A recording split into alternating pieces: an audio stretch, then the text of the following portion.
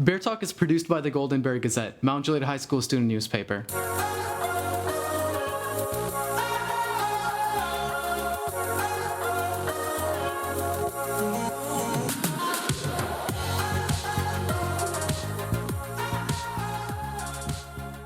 Hey everyone, welcome to Bear Talk. I'm your host Aryan.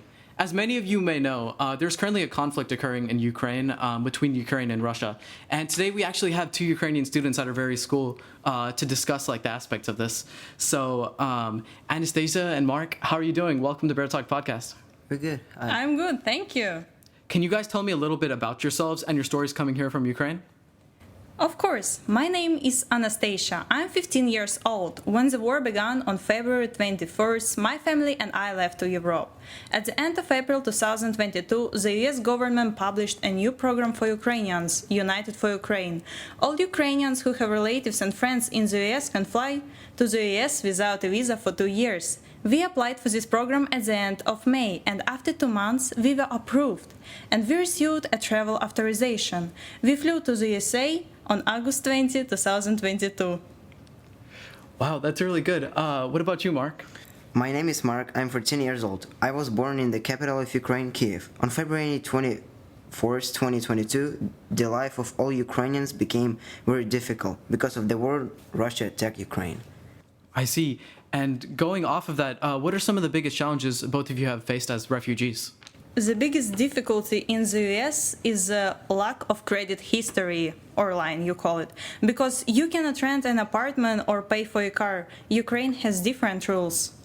Wow, and that's actually something that you might not normally think about, but the small things like that can definitely be a struggle. Mark, what about you? At first time, to save our lives, we need to leave our country. It takes about 7 days. And in one city, we leave our car and try to get a ticket to the train. Then we will go by train and full of people all night long. There wasn't a single free seat. People were even standing in an aisle.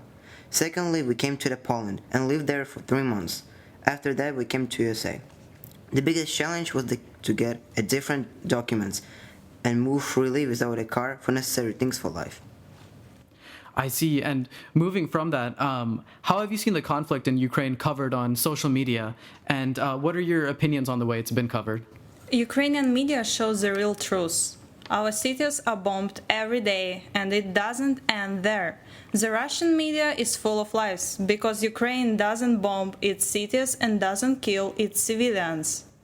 I see. And Mark, what are some things you've seen on social media, and how do you feel about that?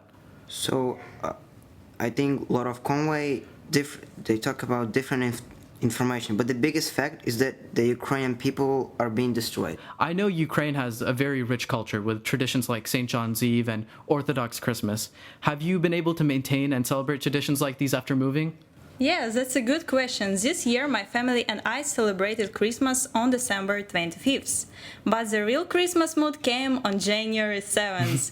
It's on these days that Ukraine celebrates Christmas. During Christmas Eve, also this holiday is called Kolyada. Children go from house to house and are generous. I think that in the future, my family and I will celebrate Christmas on December 25th. This tradition has already begun to emerge in Ukraine. Wow, that's really great how you're bringing your tradition and you're getting to celebrate it still. What about you, Mark? So I and my family celebrated all Ukrainians' traditional holidays. We prepared traditional dishes for Christmas. A beautiful traditional dish is kutya. The composition of this dish includes wheat groats, poppy seeds, nuts, honey, and dried fruits to choose from. It is a very tasty dish that everyone loves it, and we make it only for Christmas. We also celebrate all American holidays. Wow, that's really good how you're getting to celebrate your traditions. So I know you mentioned earlier that the conflict in Ukraine is bringing about a lot of changes. So I was wondering how the conflict in Ukraine has changed your life goals and aspirations as a result. It's not changed so much. We have moved to the USA last year, and now my goals are to make many new interesting friends, study English, and study at the American school. No, that's awesome. And Mark, what about you? It's changed so many things. So first of all, I need to study to get to know my life in a new country and learn new rules. Yes, the education system here is like very different, so I can see that. Well, as a whole, what message would you like to share about the conflict in Ukraine and how it impacts the lives of ordinary Ukrainians day to day? This war must be stopped. But Ukraine really needs the armed support of other countries.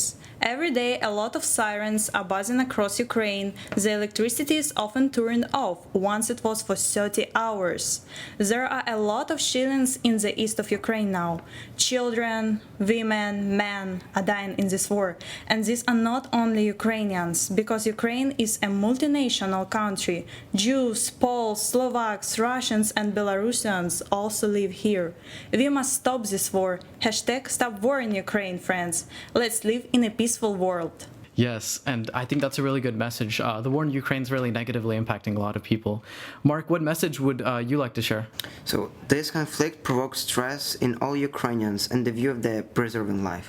Do you have family and friends that you still keep in contact with in Ukraine? And how is their day-to-day life impacted? Yeah, great question. My older brother stayed in Ukraine. He cannot leave Ukraine because guys from 18 to 60 years old must serve in the military. The rest of my family is in Western Europe. Many of my friends are now in my hometown. Electricity is cut off every day in Ukraine. Because of this, difficulties arise, such as preparing food for yourself. Grocery stores are closed during the sirens that are blaring. Wow, the day-to-day life is very different then. And Mark, do you have any family in Ukraine? Yeah, I have. My father, aunt, uncle, and friends remain in Ukraine. They are having a hard time at the moment. In the course of the year, their plans and lives have all changed. The lights go out almost every day, so you have to prepare at the beginning of the shutdown to prepare food. They need to move from one city to another, and it's very difficult for them to save their lives. How do you hope the conflict in Ukraine will be resolved in the future? I hope that the Russian-Ukrainian war will end with the victory of Ukraine. Our legal territories will belong to Ukraine. Why do some rulers think they can take home from millions of Ukrainians? Right, and I definitely see that. And Mark, how do you hope this will be resolved in the future? I hope there will be a victory for Ukraine. People will rebuild the destroyed buildings, and life in Ukraine will become much better than it was before. Yes, and that sounds like a good outcome for sure. Thank you so much for coming on the podcast. It was amazing talking to both of you. Thank you, we enjoyed talking with you. Me too. Слава Україні! Героям слава! Слава нації! Смерть ворогам! Україна! Понад усе! Гарного дня, друзі! Glory to Ukraine! That's all we have for you today. We'll see you on our next episode. Have a very great day.